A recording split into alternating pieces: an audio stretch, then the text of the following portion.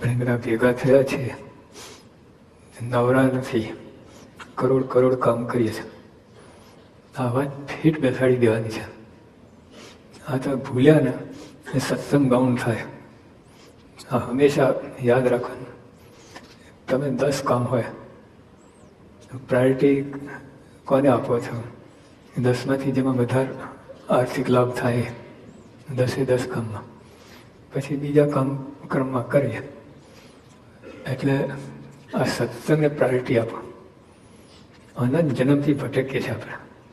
રાજા મહારાજા બધું થઈ ચૂક્યા છે, તો પછી ક્રિકેટર ને એક્ટર ને ટ્રેક્ટરની તો ક્યાં વાત છે? એ તો હજાર વખત થઈ ચૂક્યા છે. પણ તો હજુ એની જ ઈચ્છા રહે છે આ જન્મમાં. અને મુખ્ય વાત શું, આવા ભગવાન સ્થાન મળ્યા પછી પણ હજુ આપણે આ લોકોનું કૂટીએ છીએ.